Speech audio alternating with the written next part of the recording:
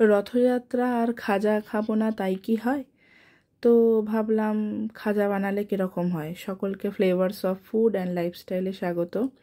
আজ বানাতে চলেছি খাজা। তো তার জন্য কি করতে হবে, প্রথমে একটা বাটিতে 1 বাটি ময়দা নিয়েছি, তাতে নুন এবং পরিমাণ মতো খাবার সোডা মিশিয়ে ওটা ভালো করে মিশিয়ে নিচ্ছি।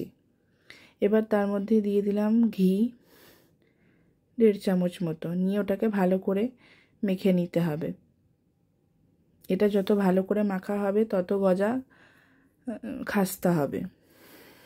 তো এবার ওতে জল অ্যাড করে ওটাকে ভালো করে ডো বানিয়ে নিলাম। নিয়ে এবার ওখান থেকে আমি কয়েকটা লেচি কেটে নিলাম।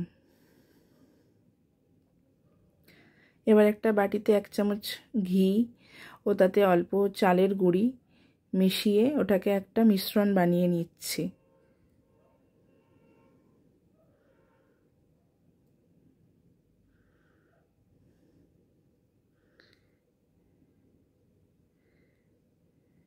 এবার ওই লেচিগুলোকে বেলার জন্য প্রথমে বেলনে একটু ঘি মাখিয়ে নিলাম, নিয়ে এবার ওই লেচিগুলোকে গোল গোল করে বেলতে রাখলাম।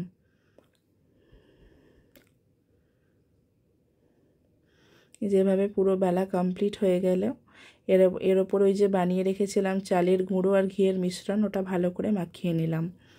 নিয়ে ওর ওপর আবার একটা ওই গোল করে বেলে রাখা রুটির মতো ওটাকে আমি চাপিয়ে দিলাম।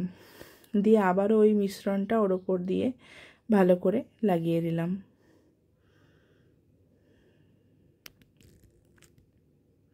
এইভাবে যে কটা লেচি ছিল পরপর ওরকম করে মিশ্রণটা মাখিয়ে লেচিগুলো চাপাতে হবে।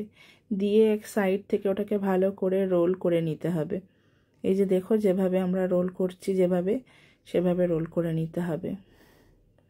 এবার একটা ছুরিতে অল্প ঘি ব্রাশ করে এবার ওই লেচিগুলোকে আমরা কেটে নিচ্ছি। এই যে দেখো কি সুন্দর ভাঁজগুলো এসেছে।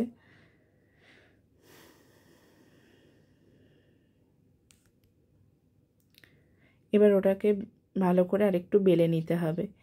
এই যেভাবে বেলে তৈরি করে নিলাম।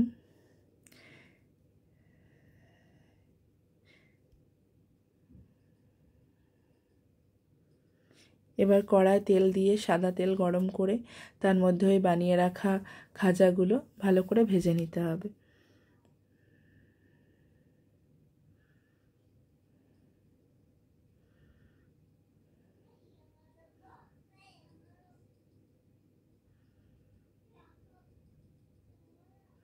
একদম লাল লাল করে ভালো করে ভেজে এটা তুলে নিচ্ছি।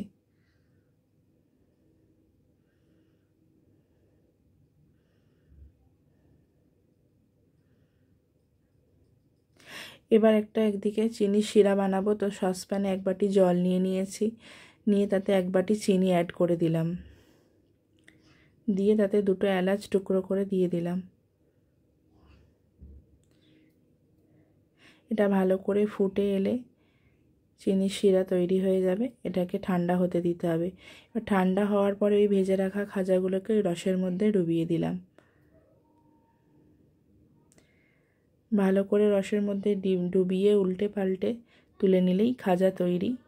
ভিডিওটি ভালো লাগলে অবশ্যই লাইক ও শেয়ার করবেন এবং সাবস্ক্রাইব করবেন চ্যানেলটিকে। ভিডিওটি দেখার জন্য ধন্যবাদ।